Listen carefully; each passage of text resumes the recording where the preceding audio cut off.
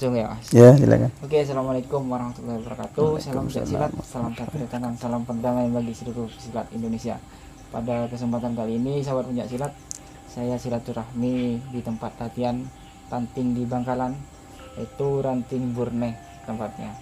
Jadi saya bersama ketua ranting yang ada di sini, kita akan sharing-sharing lah. Kita tanya jawab mengenai perjalanan beliau seperti apa di ranting Burneh di sini sampai menjadi ketua.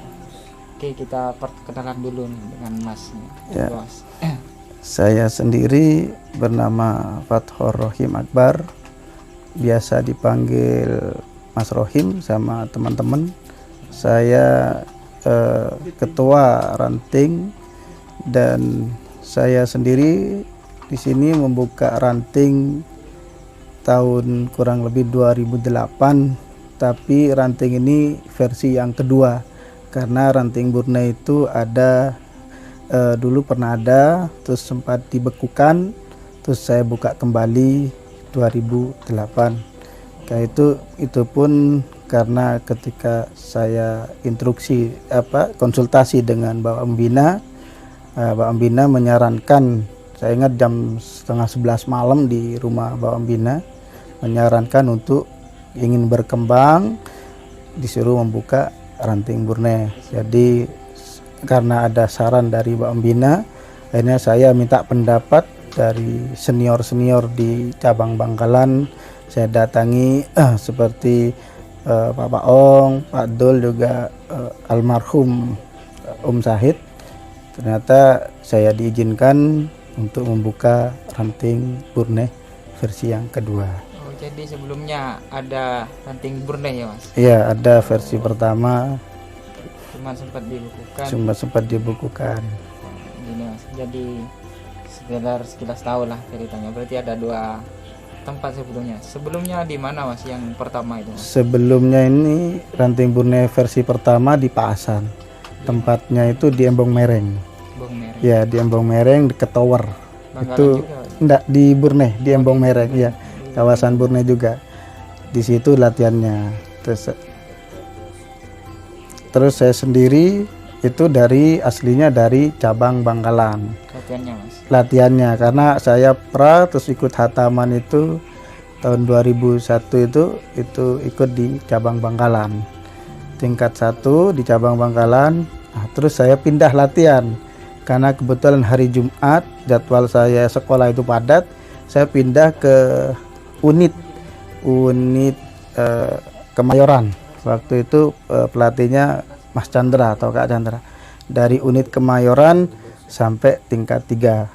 Dari di sana. Akhirnya pas setelah tingkat 3 saya suruh buka di ranting Burneh. Jadi saya buka di ranting Burneh ini gitu. Untuk sekedar sharing-sharing ya Mas, pengen tahu lah pengalaman sampean dari awal kenapa kok tertarik dengan TS itu Mas, bisa di-sharingkan kepada kita, cerita lah gitu. Iya. Ceritakan. Pertama itu sebelum punya ilmu TS, saya itu punya ilmu yang lain. Saya dulu pernah belajar sama seseorang di Pejagan, itu orang Banten, tapi yang saya ajari ini ilmu santet. Banyak ilmu santet, ilmu sihir. Banyak saya ingat dulu waktu SMA, saya itu ingat teman saya namanya Susilo. Sekarang insya Allah jadi polisi ya anaknya. Dia tingkat 1 dulu. Nah itu saya tes gitu loh. Teman saya tuh awalnya dia itu kok punya ilmu. Nah, saya adunya itu dulu di Unisma, Universitas Islam Malang. Waktu itu ada acara di Unisma, malam-malam jam 10, yang namanya Susilo ini interaksi tenaga dalam. Saya penasaran itu. Akhirnya saya coba ilmunya. Nah, ilmu saya itu nggak masuk ke Susilo itu. Akhirnya saya tanya sama Susilo, kamu punya ilmu apa? Kok ilmu saya nggak bisa tembus ilmumu? Nah, terus Susilo bilang, saya nggak punya ilmu apa-apa. Wah, nggak mungkin orang di saya sihir nggak masuk. Terus Susilo itu cuma bilang gini, saya ini ikut TS. Ikut TS itu di mana? Ada pokoknya di Bangkalan. Sama-sama nyoba dengan Susilo itu. Akhirnya saya tertarik di situ. Sama-sama adu keilmuan. Nah, saya kan hanya punya ilmu santet tuh. Saya nggak bisa ngadu gimana, nggak masuk yang sana nggak masuk, sini nggak masuk. Akhirnya saya penasaran, saya diajak oleh Susila itu tahun 2001. Ternyata saya diajak di cabang Bangkalan, latihan di cabang Bangkalan pertama kali, hari Jumat. Iya, hari Jumat pertama kali itu. Jadi saya pas tertariknya, ternyata setelah ngikuti, nah ini ada etikanya, ada unsur-unsur yang bagus lah, yang baik. Padahal kan selama ini kan saya belajarnya kan ilmu sihir. Kok ini beda, akhirnya saya ikuti terus. Tapi pengalaman yang unik itu pelatihnya ketika mencabut ilmu saya. Itu ilmu sihir saya itu dicabut. Saya ingat pelatihnya itu kalau tidak salah namanya Sahir ya. Sahir kalau tidak tingkat 2,5 waktu itu masih asisten. Itu nyabut. Ternyata dia sendiri yang sakit gitu loh. Saya lega, dianya sakit itu. Akhirnya pas kayaknya dia agak muntah gitu. Ketika dicabut ilmu saya itu masuk ke dia, agak muntah dianya gitu. Tidak tahu juga, karena kan saya baru ikut di situ, masih baru tingkat pra ya, jadi hanya dibersihkan saja di sana. Itu ketika saya ikut anggota TS tingkat pra di cabang Bangkalan. Itu masih kelas berapa mas? Waktu SMP atau SMA itu mas? Kalau enggak salah SMA kelas 1 itu. SMA kelas 1 ya, SMA kelas 1. Jadi saya ikut TS SMA kelas 1 situ. Kalau enggak salah juga sampean juga alumni dari UTM ya mas? Ya, saya alumni UTM di Teknik Industri tahun 2004. Tahun 2004? Iya, 2004, lama sekali. Sempat latihan enggak mas? Saya di UTM itu malah diundang dulu, kebetulan pelatih saya kan di UTM juga, Mas Chandra itu kuliahnya, ya diambil ekonomi. Kalau kan kalau di Tiga Serangka itu mas kita diajarkan pengobatan juga mas. Kami pengen tahu lah gitu mas, pengalaman sampean untuk dalam pengobatan seperti apa mas, biar kami tambah semangat. Oh gitu ya. Pengobatan juga mas. Ya, dulu yang paling unik ini ketika saya ngobati orang sakaratul maut. Sudah 7 hari. Kalau tidak orang cekan, orang cedi cekan. Ada anggota dari tingkat 2,5 itu konsultasi ke pembina. Itu konsultasi kalau tidak salah duha ya. Pembina mungkin masih zikir, akhir jam 10 ditemui. Terus yang dari cedi ini bilang ke pembina, Pak Pembina, keluarga saya sakaratul maut sudah 7 hari tapi belum meninggal. Minta tolong Pak Pembina, mungkin Pak Pembina bisa hadir ke rumah untuk diobati gitu. Terus Pembina bilang gini, kamu tidak usah repot-repot, kamu cari Rohim di Burne, alamatnya dekat masjid, kamu ngikutin ke sungai, nanti kamu di situ cari namanya Rohim. Akhirnya dia datang ke sini siang habis duhur itu datang, ditanya dari mana mas, saya dari Cedi katanya. Saya sudah konsultasi ke pembina, tapi sama pembina yang bisa ngobati saya disuruh ke sampean katanya. Loh kok bisa? Nggak tahu juga mas. Akhirnya saya janjian maghrib saya ngobati ke sana. Tapi saya bawa orang kesehatan. Orang kesehatan kebetulan iya medis. Jadi kalau ngobati dulu saya bawa medis. Jadi dia memang lulusan perawat dan sekarang kebetulan jadi wakil kepala puskesmas di Burne. Jadi saya jadi beliaunya namanya Sahril. Saya datangi, kebetulan pasiennya itu memang sudah ngajikan lah sama sak kampung, sudah ditangani oleh berapa kiai, katanya 3 kiai. Terus saya bilang ke teman saya itu, menurut medis ini gimana ini versinya? Wah ini sudah nggak bisa ini kalau medis, paling enggak nanti hanya dikasih bantuan nafas. Ya akhirnya ketika saya tanya menurut medis, ngelihat dicek semuanya kayak nggak ada harapan. Di situ saya minta ke tuan rumah, saya minta mau sholat sebentar. Saya sholat hajat di situ di tuan rumah. Ketika saya sholat hajat, saya minta pada Allah, ya Allah, saya juga kan bingung. Ini karena disuruh pembina kan, akhirnya saya mau juga ya. Jadi saya minta, ya Allah, saya di sini ditugaskan oleh guru saya Pak Pembina untuk ngobati orang ini. Tolong saya, ya Allah, tolong bantu saya melewati minta petunjuk. Ada petunjuk seperti itu, saya bacakan azan di kupingnya. Saya azanin. Bangun orangnya gitu loh, hidup lagi sampai sekarang gitu.